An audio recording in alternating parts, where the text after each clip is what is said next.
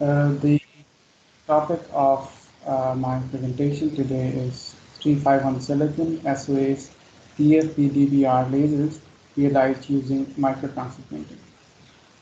This project was sponsored by Enteric SafeSide, and during this presentation I will use the term photonics and light interchangeably. So the light, as we see it, it helps us to see the world around and sometimes also appreciate the beautiful surroundings that we have, the buildings, and all these processes, they are present in nature, such as dispersion, reflection, and scattering.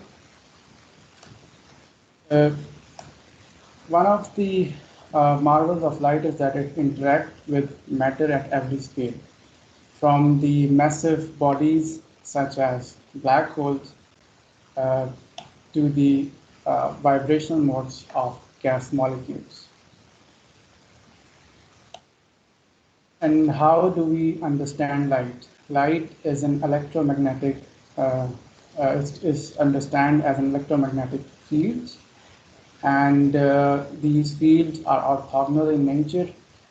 The wavelength of light is defined as, can be defined as any 2 points that are in phase, but an easy way to depict is the distance between the two peaks.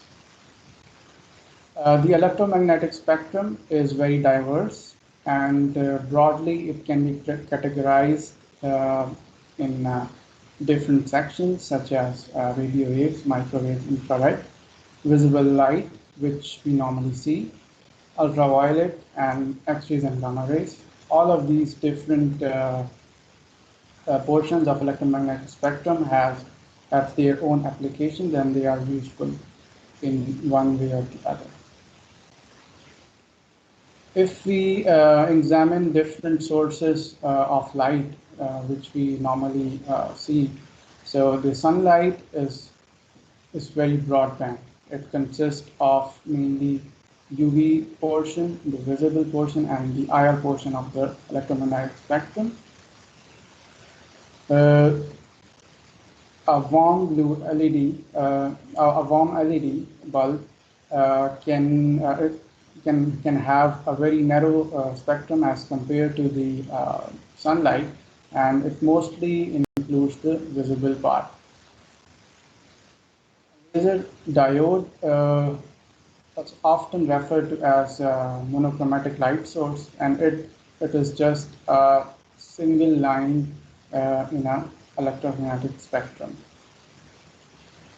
When we have laser diodes, and when we have such a narrow band source, it is possible to transmit and to encode data on these light signals. So what we can do is that we can take different lasers, and we can encode the data on light in the form of 0 and 1s, whereas a 0 can be a situation when the laser diode is off, and 1 can be the scenario when the laser diode is on. So this information then can be transmitted in an optical fiber and can be read on the other side by a receiver. So the optical fiber makes use of total internal reflection. So light inside the optical fiber bounces back and forth, and it can be and it propagates from one point to the other. So this process of transporting light from one point to the other is very efficient, and it does not produces heat and power dissipation that is with the electrical signals. So we are actually connected with these underwater fiber optics throughout the world, and these fiber optics, they are responsible for all the communication and the internet that we all use in our daily lives.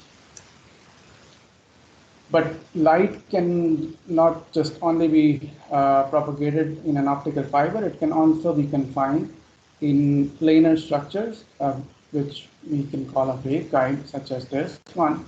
So in these structures, which are these layers are few microns thick, and a way to make a waveguide is to remove from both sides, and a light then can confine itself and propagate using the total internal reflection. Now, the choice of these materials to use, we have several choices. One of the such choices to use this aluminum gallium arsenide on insulator. These materials, this is 3,5 material, and it has excellent nonlinear properties. It provides it can be used to develop both active and passive devices, but it is mostly used in R&D and an expensive material.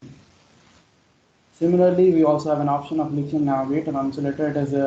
It is relatively a new platform, and it is not yet that mature, but it has good electro-optic and acousto-optic properties.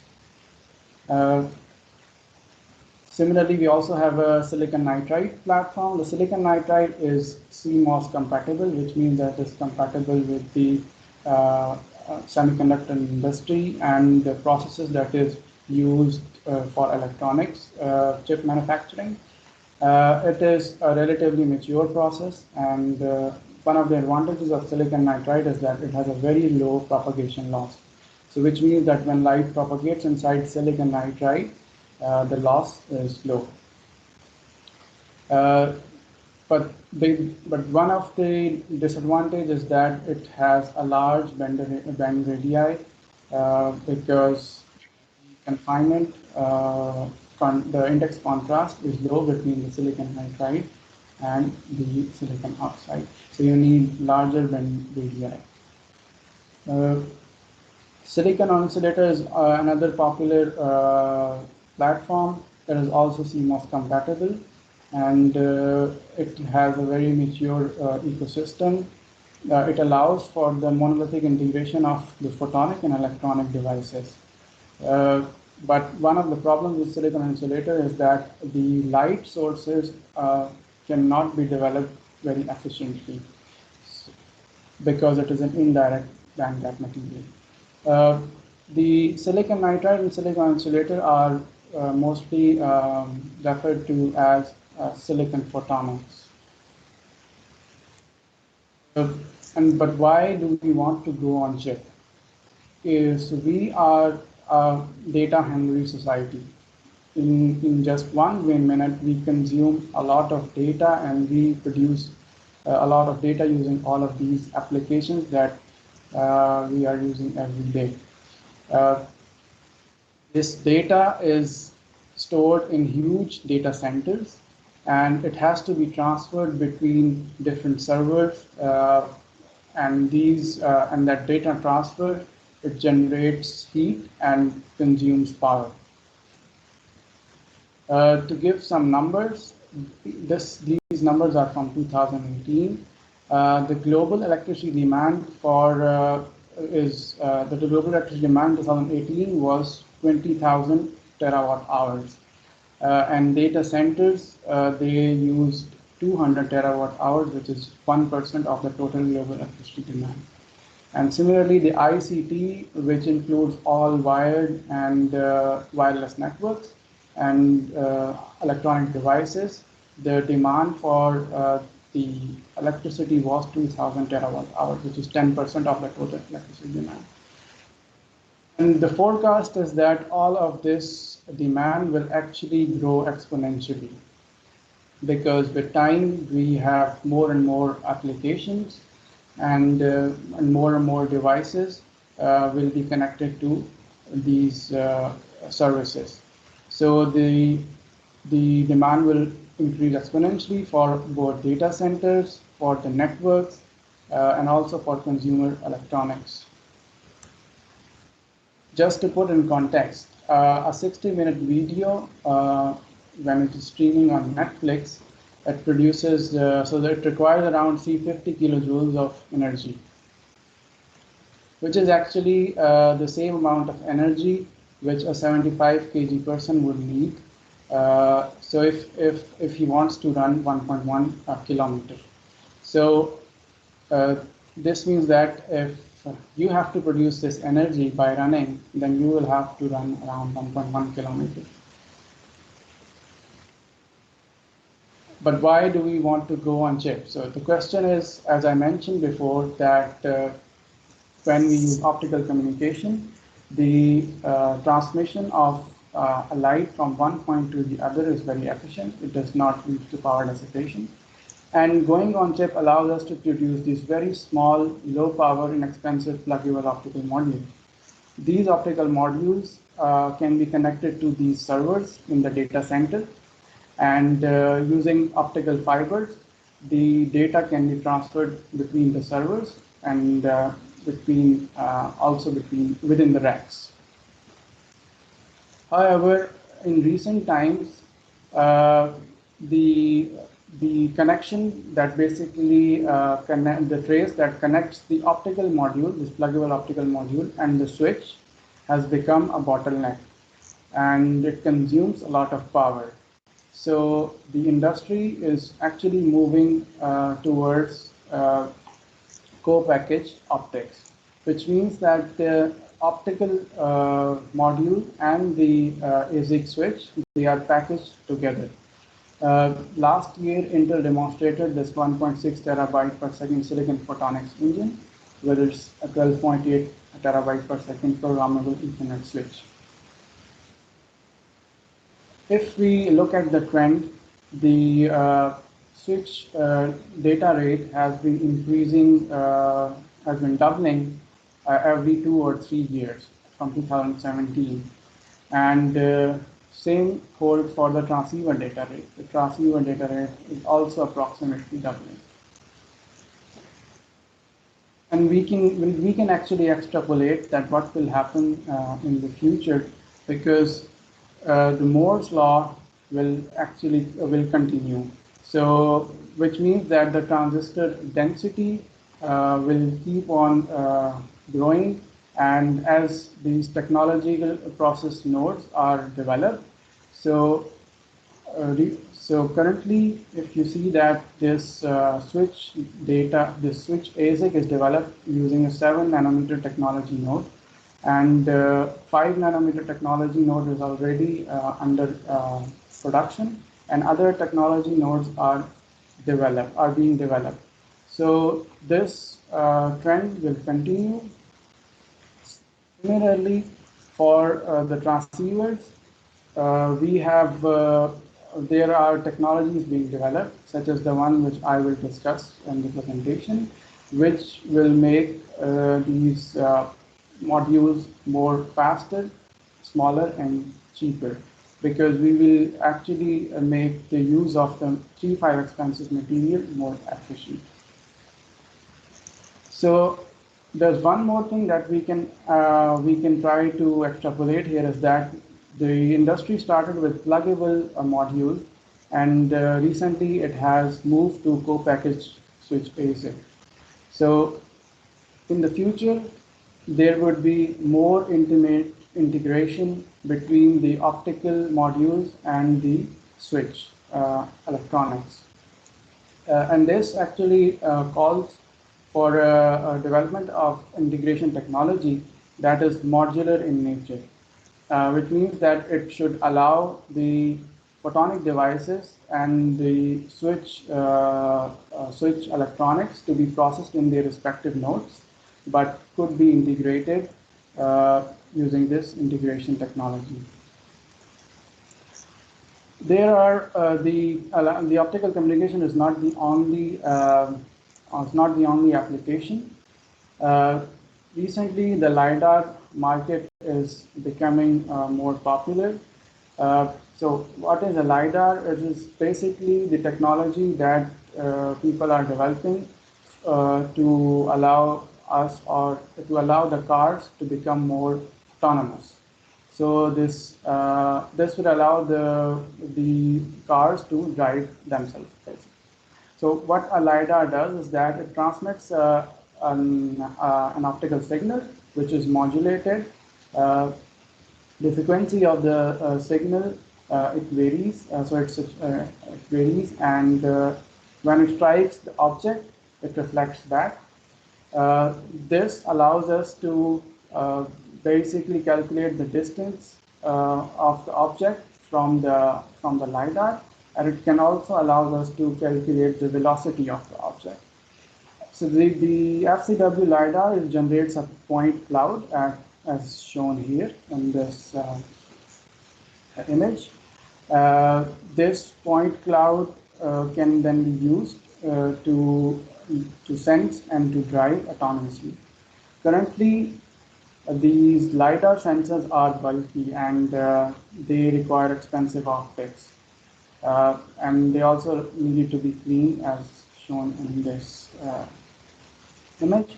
So there are many startups that are working on making these LiDARs smaller, cheaper, and faster so that they can be integrated on chip.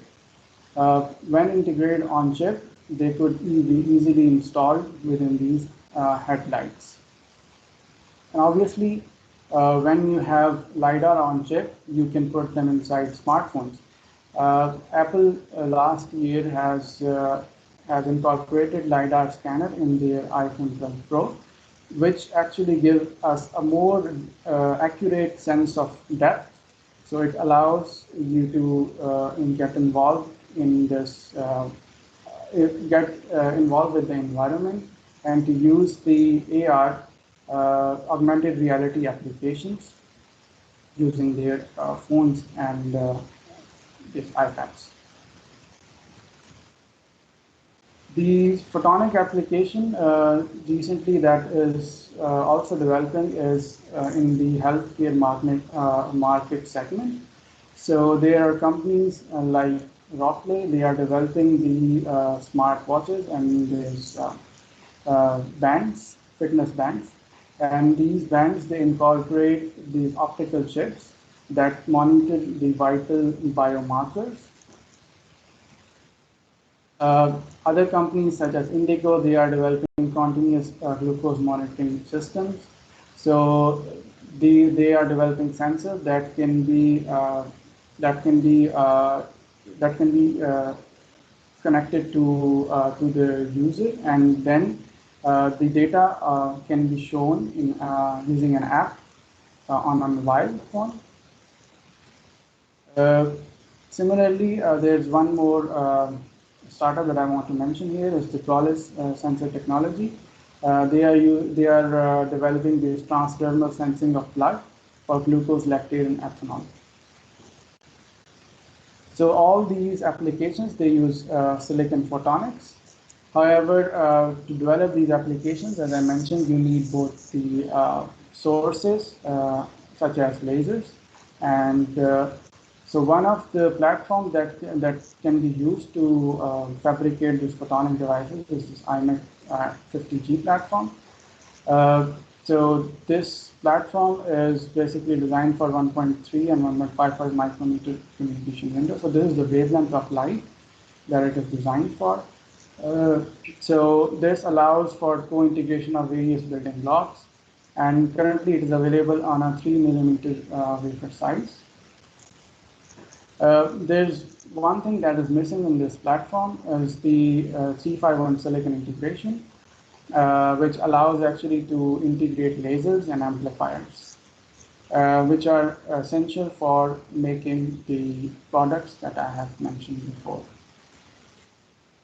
So what is a laser? A laser constitutes of a gain medium which has to be pumped, and a gain medium can be electrically pumped by connecting it to a current source. And the gain medium should be enclosed inside a cavity. And cavity, here I have shown a cavity using these two mirrors. So the laser works on the principle of stimulated emission of radiation. it is very easier to explain this in terms of energy levels. So if we assume that there are two energy levels, E1 and E2, when the gain medium is not pumped, most of the electrons, they are in the lowest energy level. When we pump the gain medium by passing the current, the electrons, they are excited and they move to higher energy levels, and we have unfilled electron states in the lower energy level. And when an electron moves from a higher energy level to a lower energy level, it releases some energy in the form of light.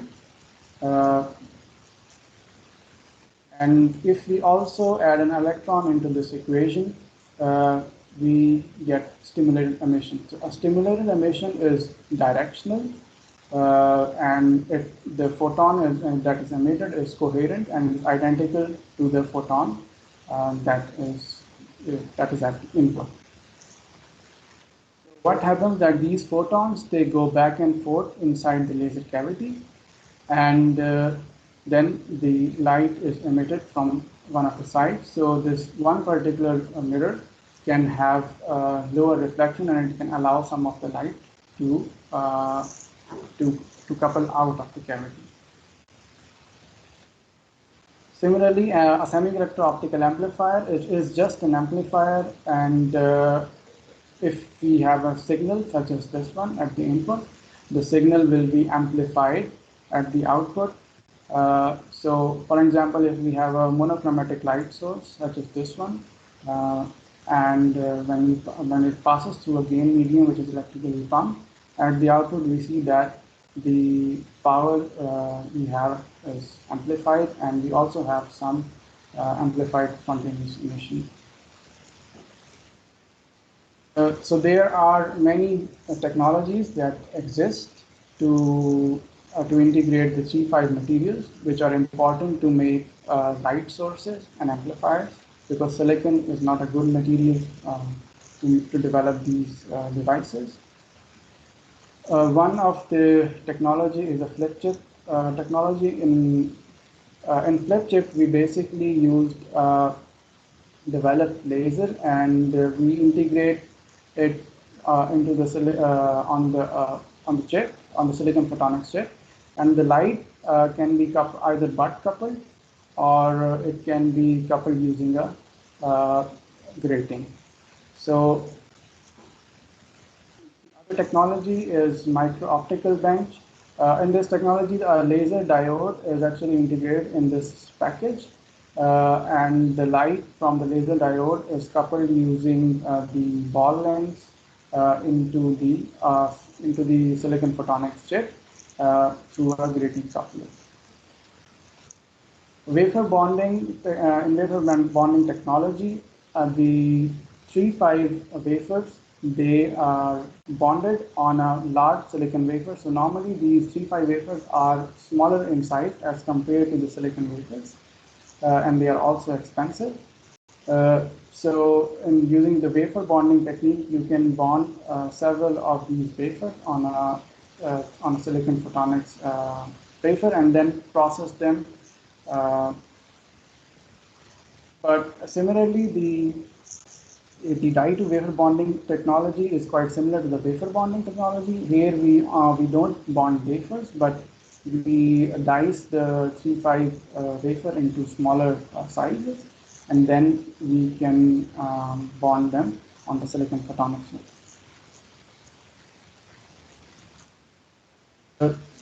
There's another technology called epitaxial growth. So this is actually the most simplest one, but the problem is that the 3-5 and silicon crystals, they don't have the same lattice constant. So in order for a crystal to grow, the lattice constant, the interface polarity, and the expansion coefficient should match, but they don't match for silicon and 3-5. So these materials cannot grow without defects. As you can see, the threading distribution is shown if the silicon is grown on 3-5. And there are many other defects that can also be observed. But there have been quite a research on growing these C5 materials on silicon, and one of the few methodologies is to have C5 buffer layers and the dislocation filter layers, and above these layers the functional C5 material is grown. And similarly, the C5 material can also be grown in these nano-rich structures. This allows us to trap the defects. But this technology is not mature enough, and it is quite a challenge to actually integrate this technology in a full silicon photonics process flow. One other technology is the regrowth on a bonding template. So here, this combines basically the wafer bonding and epitaxial growth. So we bond a wafer, indium phosphide wafer, and then we remove the excess part, and only a thin indium phosphide layer is kept on the SOI. And then the active region is grown on this indium phosphide template. So it enables growth of variety of C5 stacks by using this technology. And but one of the disadvantages of this technique is that the growth thickness is limited to 450 nanometer. So it's not entirely defect free above this thickness. The technology that we have developed in this work is microtransfer technology, and that will be discussed in more detail in the following slides. Microtransfer printing technology also helps us to integrate the C5 materials on SOI. So here, as you can see, small C5 wafer. We have processed the SOAs. So these processed SOAs can be picked using an elastomer PDMS stamp. So many coupons can be picked simultaneously, and then they can be printed on the target SOI. So this combines the wafer bonding and the flip chip technique. It has several advantages. So it allows the efficient use of the expensive C5 material, as we are only printing the devices which we need to the desired locations.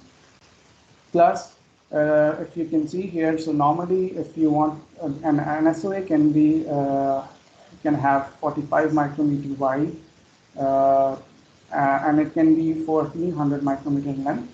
So you will only print this one particular SOA wherever you need. But in case of the die bonding, the minimum size of the die that could be bonded is around 1 cross 1 millimeter square. So this way we are actually using the material more efficiently, because we are only using it where we need it.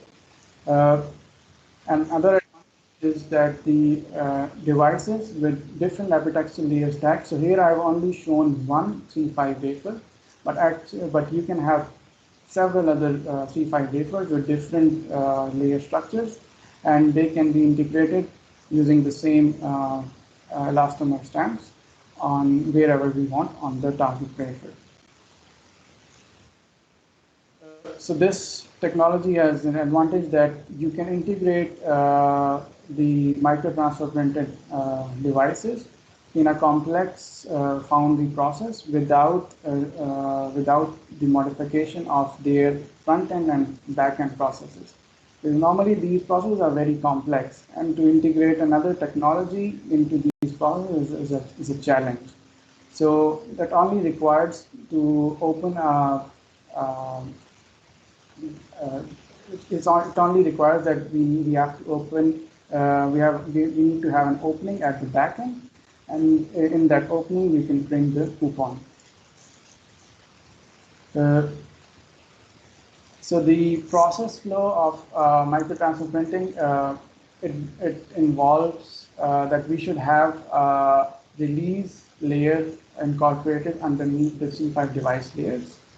So these layers are first patterned using lithography and etching. Then we use tethers to hold the device to the substrate. The release layer that can be under etched. So when the release layer has been etched, the device will be held by these tethers that are attached to the substrate. The devices then can be picked using the stamp and printed where we want them. So the properties of the PDMS stamp that enable the microtransfer printing is one of the properties, the viscoelastic property. So which basically means that the adhesion of the PDMS stamp to the desired surface depends on the velocity. So if you want to pick up a coupon or a device, you have to, the velocity should be greater than the critical velocity, and if you want to release it, then the velocity should be less than the critical velocity. So basically, if you move faster, you can pick up the coupons, and if you move the stamp slowly, you can release them. And these devices, moreover, are compliant. They are stiff. So they can basically take the shape of the surface they are in contact with, and they are transparent. So they allow us to see through them, which is very helpful when transfer printing, because we need to align the two devices together. So just to give a very brief overview of the operation of microtransfer printing. So we normally, on a stage, we have 3 pads. One pad is for the source from where we want to, for example, pick the SOA coupons. And the other pads, and on the other pad, we can place our target die, silicon die. So we can then just pick up the coupon from the one of the stage, and the stage then moves, and then you can print it on the target where you want. So the optics is basically is used to for alignment, and it allows us to see the devices and the desired target location where we are printing. So in the next few slides, I will discuss basically the devices that I developed using microtransfer printing. One of the device is a semiconductor optical amplifier, and to just briefly device, so it's just an amplifier which amplifies the signal, and so the layers, the epitaxial layers that we used in our device include 6 quantum wells, and the release layer that we used was aluminum arsenide. So the process starts by patterning the SOA. So we pattern the device on the indium phosphide laser, and after the patterning, as I mentioned before, we form tethers which are attached to the substrate, and then we do a release etch, and using a stamp, we can pick up the pattern device, and then it can be printed wherever we want on the target substrate. So a structure of 351 silicon SOAs, it looks something like this. So at the bottom, we have the silicon waveguide, so which is an oxide and a silicon waveguide, and then we spin coat a bonding layer, which increases the heat of printing.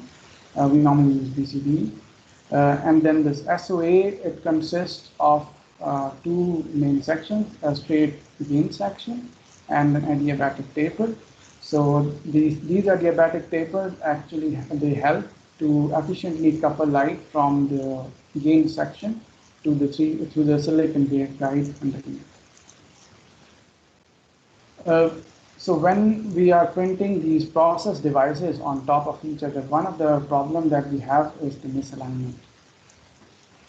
As you can, so the misalignment that I'm talking about is the lateral misalignment in this direction. So it might not be very clear here, but if you can see that this taper tip is close to the edge of the waveguide, and it should actually be at the center. So we always have this misalignment, and the problem is that this is bad for the coupling of light from these SOA coupons to the waveguide underneath, and it gives us losses. And moreover, so we also use these markers for image recognition and to align basically the coupons with the waveguide. The state-of-the-art transfer printing tools, they provide an alignment accuracy of 1.5 micrometers. So it is a statistical process, and the alignment, the accuracy is between 1.5 or plus minus 1.5 micrometers. So to solve this problem, we designed alignment tolerant coupling tapers, which I will discuss in the next slide. So this figure here shows the shape of the adiabatic taper. So we designed it for two different cases. One of the case is partial coupling, in which we have a silicon waveguide underneath. And for the full coupling, we don't have a silicon waveguide, but both the 3.5 and silicon, their width varies along the length. So both of them are adiabatic tapers.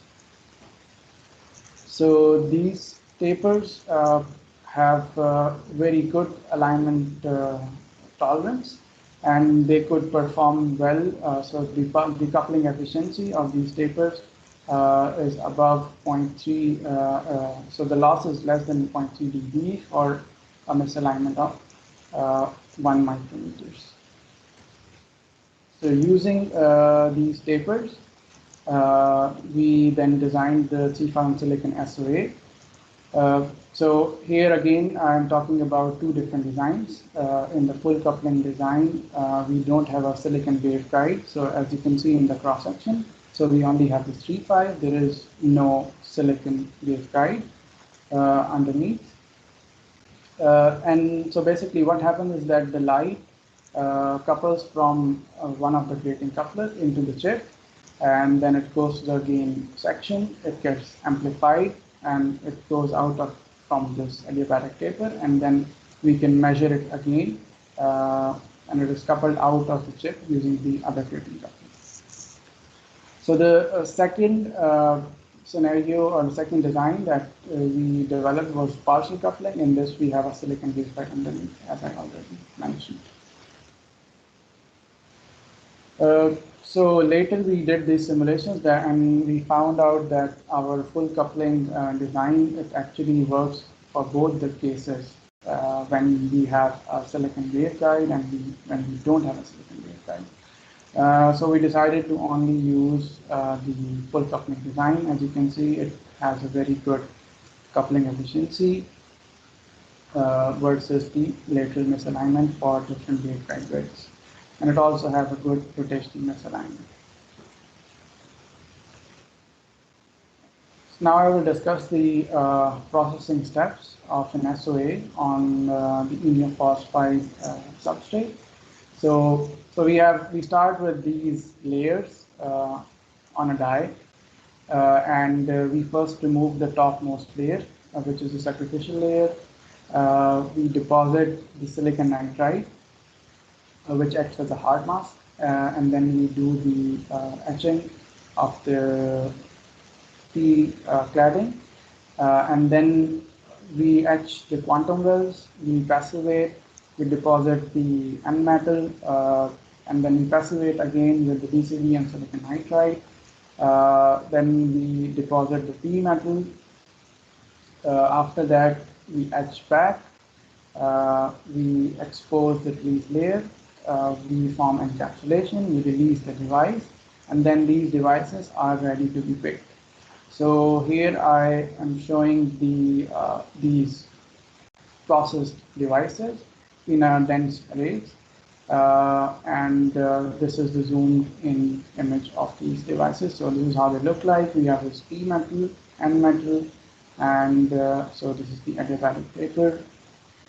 And these are the tethers that hold the device and they are attached to the substrate. So after we have these release devices, we can use transfer printing tool to pick them up, so here I am showing that these device has been picked up. So these tethers break at the minimum width point, and then they can be printed. After printing these devices, so here actually I'm showing a printed device on a silicon waveguide. So after the printing, we passivate these devices on a silicon also now on a silicon chip where we have printed them. We passivate them using BCD, and then we open the vias and deposit this final thick metal, which helps us to probe these devices electrically. So here I just wanted to show the measurement setup which we use to measure these devices. So this is what it looks like. So we put the silicon photonics chip on a temperature controlled stage, and the probe needles are used to electrically bias these SOAs. Whereas, as you can see, this is one fiber. So we have two fiber on both sides. They are used to couple in and out the light out of the silicon photonics chip. So we used, in case of an amplifier, you need an input signal. So we use a tunable laser to provide that signal. That signal couples into the chip, and we bias the SOA. So we need, as I mentioned before, we need to electrically pump the SOA to have the gain. So we use an IV source, which provides current to the SOA. And then the output signal is coupled out of the chip again into the optical fiber and measured using an OSIC. So here I am showing you the results of these amplifiers. So in the first experiment, if we sweep the on-chip input power, so using the tunable laser, we can actually sweep the power of the input signal, and we measure the gain. So these devices at 140 milliamps, they had the gain of 23 dB and the output power separation of 9 milliwatt. So this is a full coupling design, which has no silicon waveguide underneath. So basically high confinement factor in the active region.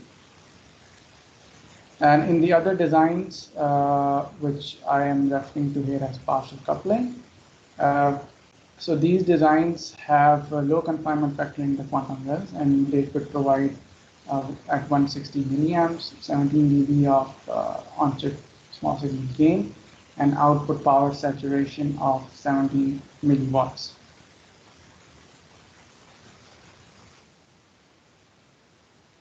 So we also did the electrical characterization of these devices. So this is a VI curve of these SOAs, voltage and current. The resistance of these devices was around 10 ohms. The wall plug efficiency, the maximum wall plug efficiency at 1565 nanometer was 3%, and we also measured the bandwidth of these devices. So at 80 milliamps, these devices have 30 nanometer of bandwidth. So because these devices have similar amplifiers that we integrate on, it's just the silicon part of the design that we are changing. So they had similar bandwidth, similar resistance, and wall plug efficiency. We also characterized the noise figure of these SOAs. So we did this for two different power levels. At lower power level, these devices had similar noise figures. Uh, so, sorry, actually at lower power levels, they have a noise figure of, so for the full coupling amplifier, the noise figure was 8.6 dB, and for the partial coupling it was 7 dB. And at higher power levels where they are saturated, they have similar noise figures. So the next device that I will discuss is a DFB laser.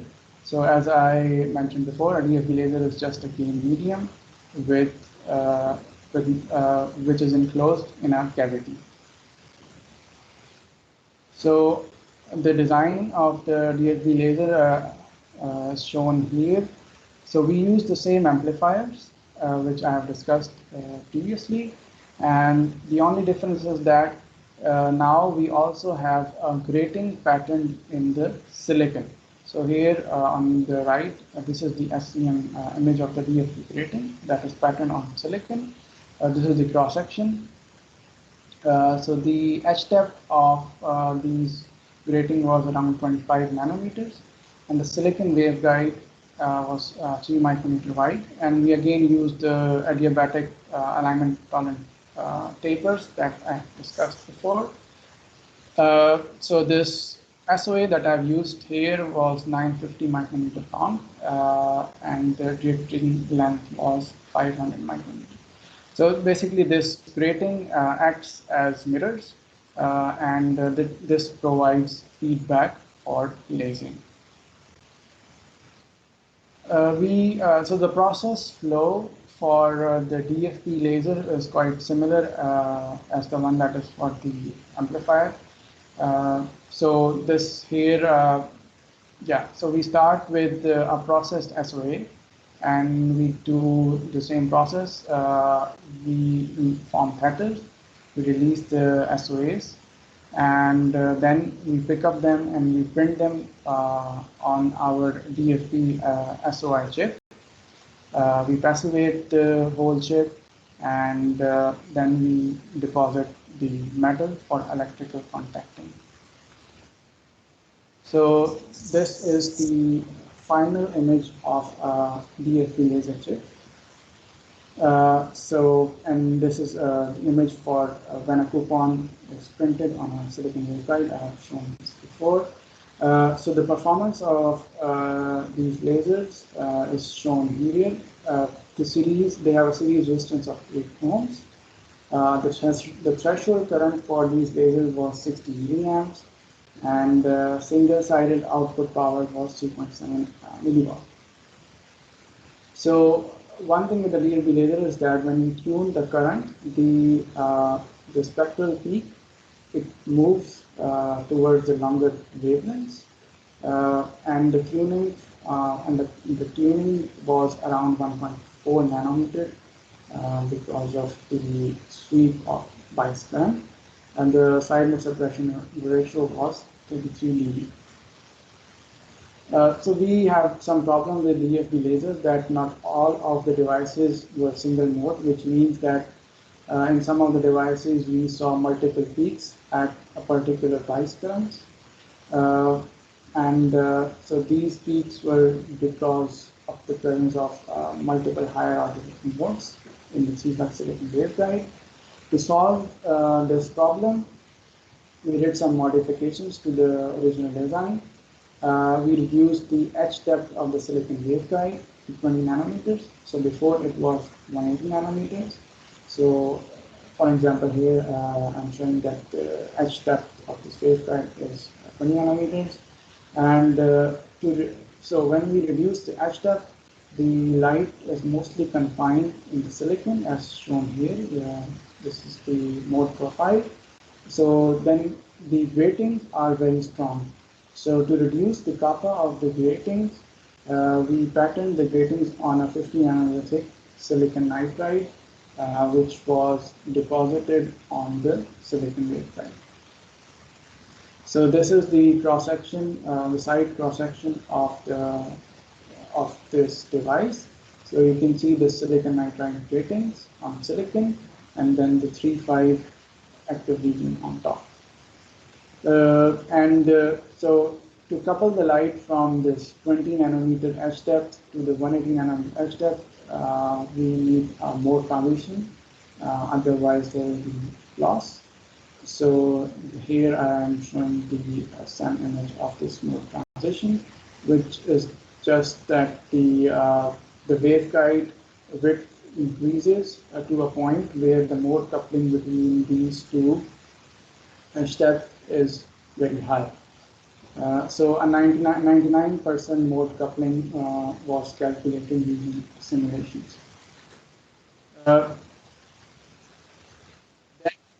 We also characterize these DFT lasers.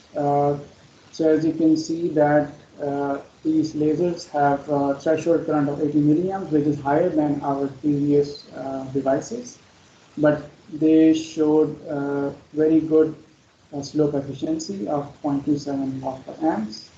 The resistance is almost the same, and the maximum power at 15 degrees centigrade was 6.9 milliwatt on chip. So this is one of the output. This is the output spectrum of the laser. It has a 33 dB of side-node suppression ratio, and kappa L was around 3.6. The tunability of these lasers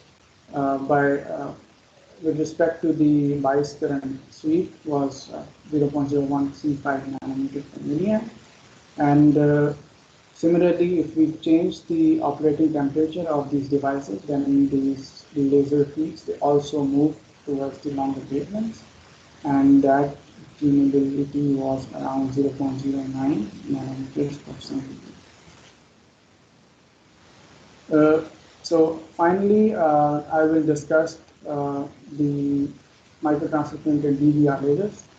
These are another type of lasers in which we also have the same structure as we have the clean medium, and the gratings are not in the center as with the DFT, but we have the gratings on the two opposite sides, and they provide the feedback.